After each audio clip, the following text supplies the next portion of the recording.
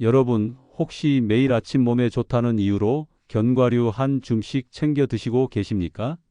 그런데 만약 그 한 줌이 여러분 콩팥을 조용히 망가뜨리고 있다면 어떠시겠습니까? 건강해지려고 시작한 습관이 몇 년 뒤 투석실 침대 위로 이어진다면요? 오늘 이 이야기는 과장이 아닙니다. 실제 진료실에서 반복적으로 마주했던 장면들입니다. 저는 겁을 드리려는 것이 아닙니다. 멈출 수 있을 때 멈추시라고 말씀드리는 겁니다. 많은 분들이 이렇게 말씀하십니다. 견과류는 혈관에 좋다면서요. 맞습니다. 조건이 붙습니다. 젊고 콩팥 기능이 정상일 때, 그리고 종류와 양을 지켰을 때입니다. 문제는 예순 이후입니다. 연구에 따르면 예순을 넘기면서 사구체 역과율은 평균적으로 20대의 절반 가까이 떨어질 수 있다고 보고된 바 있습니다. 콩팥은 우리 몸의 정수기 필터입니다. 하루에 약 180리터의 혈액을 걸러냅니다. 그런데 필터가 닳아있는데 계속 무거운 찌꺼기를 들이붓는다면 어떻게 되겠습니까? 오늘 저는 세 가지 최악의 견과류와 반대로 비교적 안전하게 선택할 수 있는 세 가지를 말씀드리겠습니다. 그리고 어떻게 먹어야 하는지까지 구체적으로 짚어드리겠습니다. 끝까지 들으셔야 판단이 가능합니다. 먼저 왜 견과류가 문제가 될 수 있는지부터 이해하셔야 합니다. 콩팥 건강에서 중요한 성분은 네 가지입니다. 인, 칼륨, 나트륨, 수산염입니다. 이 네 가지가 과하면 콩팥은 힘들어집니다. 인부터 보겠습니다. 인은 뼈를 만드는 중요한 미네랄입니다. 그러나 콩팥 기능이 저하되면 인 배출이 원활하지 않습니다. 혈중 인이 높아지면 뼈에서 칼슘이 빠져나오고 혈관벽에 칼슘이 침착될 수 있다고 의학계에서는 설명합니다. 동맥경화가 빨라질 수 있습니다. 칼륨은 심장 박동을 조절하는 필수 미네랄입니다. 하지만 콩팥이 약하면 칼륨이 배출되지 못하고 쌓일 수 있습니다. 고칼륨 혈증은 심장 리듬 이상을 유발할 수 있습니다. 응급 상황으로 이어질 수 있습니다. 나트륨은 혈압과 직결됩니다. 나트륨이 많으면 혈압이 올라가고 높은 혈압은 다시 콩팥의 작은 혈관을 손상시킵니다. 악순환입니다. 수산염은 칼슘과 만나 결석을 만들 수 있습니다. 신장 결석은 단순 통증 문제가 아닙니다. 반복되면 콩팥 조직이 손상될 수 있습니다. 이 네 가지가 견과류마다 다르게 들어 있습니다. 그래서 아무 견과류나 좋다는 말만 듣고 드시면 안 됩니다. 이제 첫 번째, 특히 조심해야 할 견과류입니다. 브라질너트입니다. 최근 몇 년 사이 건강식품으로 각광받았습니다. 셀레늄이 풍부하다는 이유입니다. 그런데 문제는 양입니다. 브라질너트 한 알에 들어있는 셀레늄이 하루 권장량을 훌쩍 넘을 수 있습니다. 셀레늄은 적당하면 항산화 작용을 하지만 과하면 독성이 보고된 바 있습니다. 머리카락 빠짐, 손톱 이상, 위장 장애, 심장 리듬 이상까지 이어질 수 있습니다. 또한 브라질너트는 인 함량도 높습니다. 콩팥 기능이 떨어진 분들에게는 부담이 큽니다. 일부 연구에서는 브라질너트의 자연 방사성 원소 함량이 다른 식품보다 높게 측정된 사례도 보고되었습니다. 건강한 젊은 사람에게는 큰 문제가 아닐 수 있지만 예순 이후 콩팥이 약해진 분들에겐 위험 요소가 겹칩니다. 두 번째는 아몬드입니다. 많은 분들이 피부에 좋다고 매일 드십니다. 그러나 아몬드는 견과류 중 수산염 함량이 매우 높은 편입니다. 수산염은 칼슘과 결합해 결석을 형성할 수 있습니다. 특히 물 섭취가 적은 어르신들에게는 위험이 커질 수 있습니다. 결석이 반복되면 콩팥 섬유화가 진행될 수 있다는 보고도 있습니다. 세 번째는 땅콩입니다. 특히 소금이 첨가된 제품이 문제입니다. 나트륨이 높습니다. 혈압을 올립니다. 고혈압은 콩팥 손상의 주요 원인입니다. 또한 땅콩은 아플라톡신 오염 가능성이 다른 견과류보다 상대적으로 높은 것으로 알려져 있습니다. 아플라톡신은 간 독성으로 유명하지만 콩팥 세관 손상과도 관련 보고가 있습니다.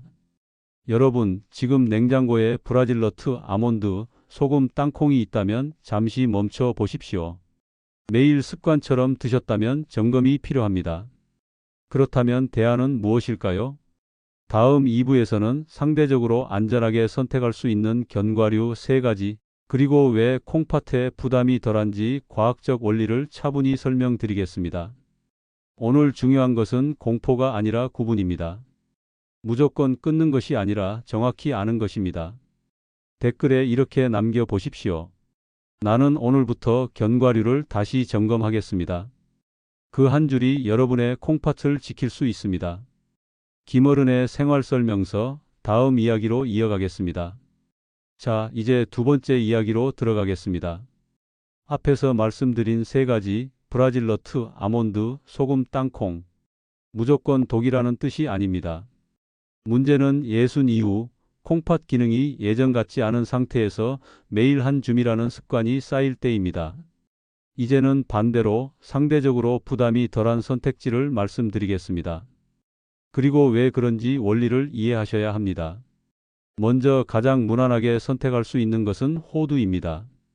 호두는 오메가3 지방산이 풍부한 것으로 알려져 있습니다. 일부 연구에서는 오메가3 지방산이 혈관 염증을 낮추는 데 도움을 줄 수 있다고 보고된 바 있습니다. 중요한 점은 호두의 수산염 함량이 아몬드보다 낮고 일반적으로 무염 상태로 섭취하는 경우가 많다는 점입니다. 물론 인과 칼륨이 전혀 없는 것은 아닙니다. 그러나 비교적 균형이 낮습니다. 하루 4알에서 5알 정도, 그것이면 충분합니다. 주먹 가득은 아닙니다. 2번째는 피스타치오입니다. 피스타치오는 식이섬유가 풍부하고 일부 연구에서는 혈당 조절과 지질 개선에 긍정적인 결과가 보고된 바 있습니다. 다만 반드시 무염 제품이어야 합니다.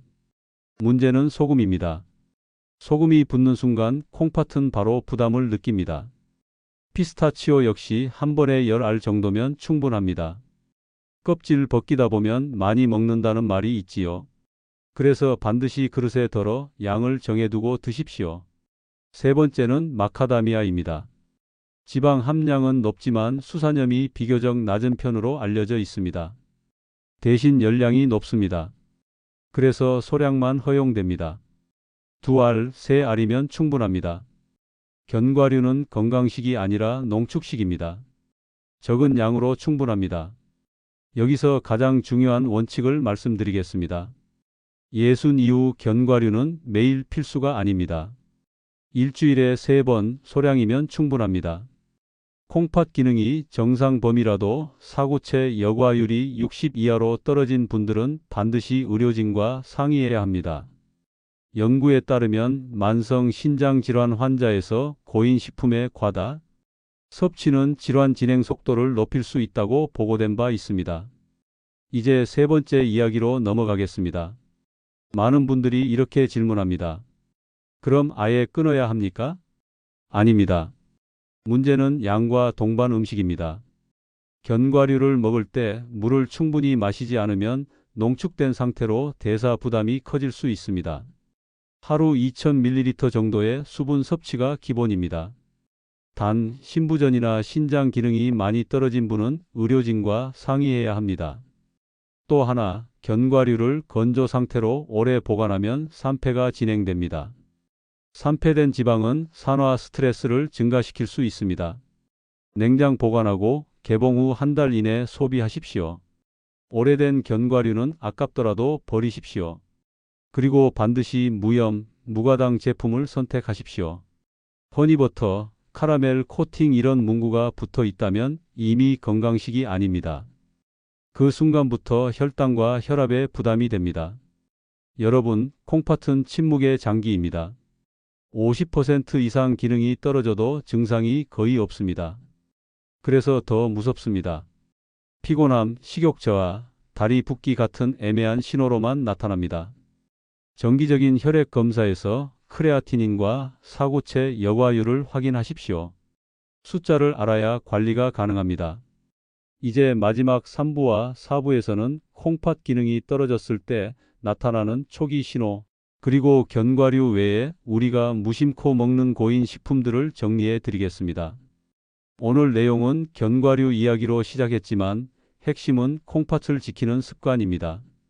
지금 이 순간 여러분 식탁 위에 놓인 견과류 봉지를 한번 보십시오. 무염입니까? 양은 적당합니까? 매일 드시고 있지는 않습니까? 댓글에 이렇게 남겨보십시오. 나는 오늘부터 양을 줄이겠습니다. 작은 결심이 콩팥을 지킵니다. 김어른의 생활설명서 계속 이어가겠습니다. 자, 이제 세 번째 이야기입니다. 앞에서 우리는 어떤 견과류를 줄여야 하는지, 무엇을 상대적으로 안전하게 선택할 수 있는지 말씀드렸습니다. 그런데 여기서 더 중요한 질문이 하나 있습니다. 이미 콩팥이 약해지고 있다는 신호를 우리는 어떻게 알아차릴 수 있는가? 대부분의 분들이 이 단계를 놓칩니다. 콩팥은 마지막 순간까지 조용하기 때문입니다. 여러분, 혹시 이런 증상이 있습니까? 아침에 눈두덩이가 부어 있습니다. 양말 자국이 저녁까지 남아 있습니다. 소변 거품이 유난히 오래 갑니다. 밤에 소변을 자주 보러 일어납니다. 피곤한데 이유를 모르겠습니다. 이런 신호를 단순 노화로 넘기고 계시지는 않습니까? 연구에 따르면 만성 신장 질환은 초기에는 뚜렷한 통증이 거의 없다고 보고된 바 있습니다. 콩팥은 양쪽이 있고 기능이 상당 부분 떨어져도 남은 기능이 대신 일합니다. 그래서 발견이 늦습니다. 혈액 검사에서 크레아티닌 수치가 올라가고 사구체 여과율이 60 이하로 떨어질 때 이미 상당한 손상이 진행된 경우가 많습니다.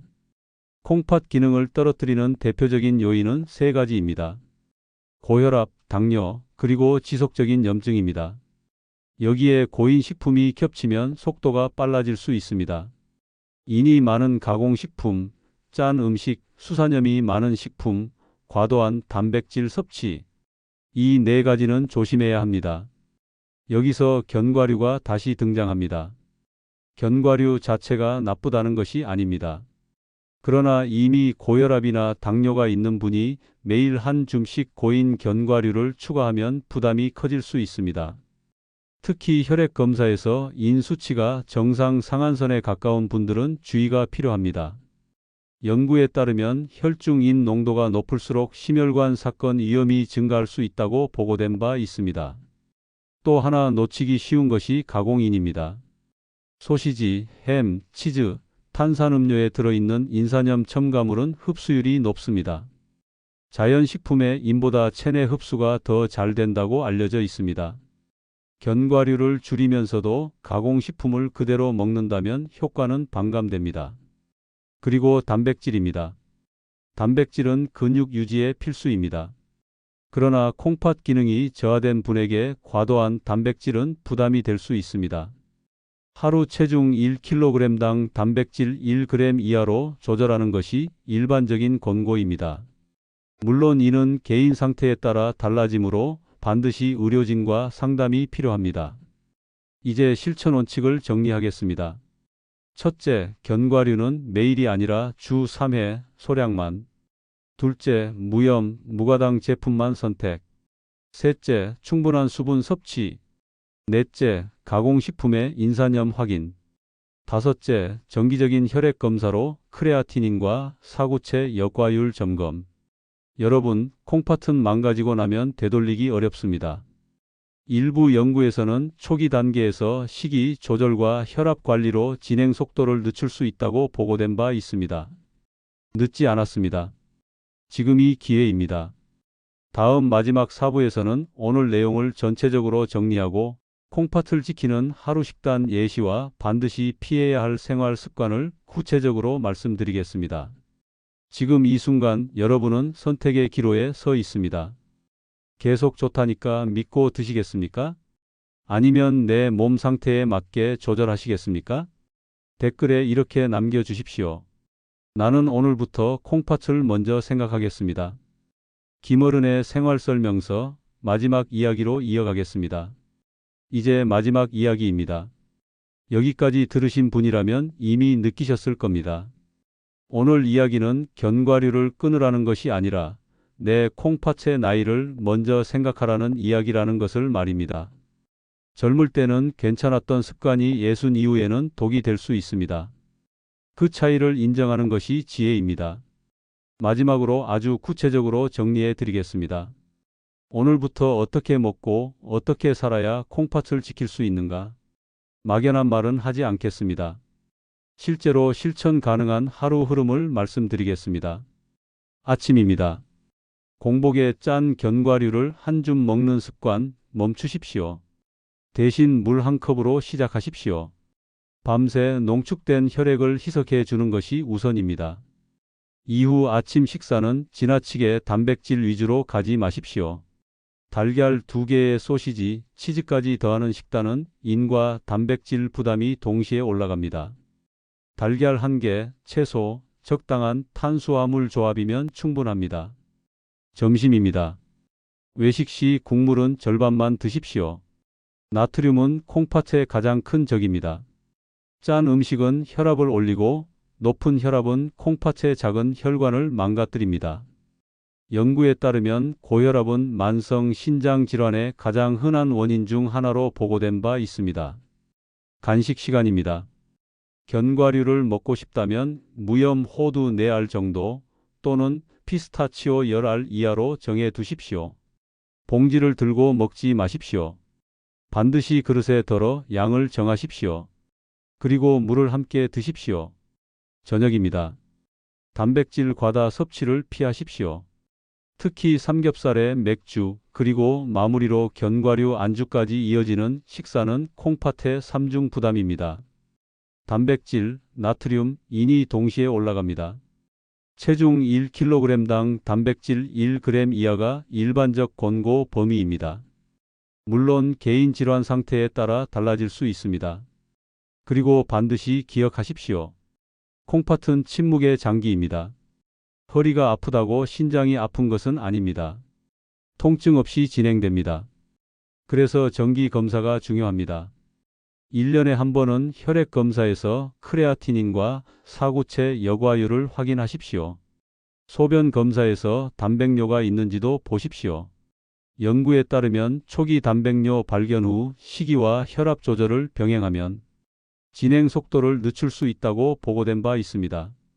이제 오늘 전체를 5문장으로 정리해 드리겠습니다. 첫째, 견과류는 건강식이지만 콩팥이 약한 예순 이후에는 과하면 독이 될 수 있습니다. 둘째, 브라질 너트, 아몬드, 소금, 땅콩은 특히 주의가 필요합니다. 셋째, 무염 호두, 피스타치오, 마카다미아는 소량만 선택하십시오. 넷째, 가공식품의 인산염과 나트륨을 함께 줄이십시오. 다섯째, 정기적인 검사로 숫자를 확인하십시오. 여러분, 우리는 건강을 위해 노력합니다. 그런데 때로는 좋다는 말만 믿고 내 몸 상태는 확인하지 않습니다. 남에게 좋은 음식이 나에게도 좋다는 보장은 없습니다. 콩팥 기능은 사람마다 다릅니다. 지금 이 영상을 듣고 계신 여러분께 묻겠습니다. 마지막으로 신장 기능 검사를 한 지 얼마나 되셨습니까? 기억이 나지 않는다면 이번 달 안에 예약하십시오. 그것이 가장 확실한 예방입니다. 오늘부터 견과류를 먹기 전 이렇게 생각해 보십시오. 내 콩팥이 이 양을 감당할 수 있을까? 그 질문 하나면 충분합니다. 댓글에 이렇게 남겨주십시오. 나는 오늘부터 콩팥을 먼저 생각하겠습니다. 여러분의 다짐이 다른 어르신의 삶을 지킬 수 있습니다. 구독과 좋아요는 단순한 숫자가 아닙니다. 더 많은 분들이 잘못된 건강 상식에서 벗어날 수 있게 하는 힘입니다. 이것이 김어른의 생활설명서입니다. 우리는 늦지 않았습니다. 조절하면 지킬 수 있습니다. 여러분의 콩팥이 오래 버틸 수 있도록 오늘부터 함께 바꿔봅시다. 감사합니다.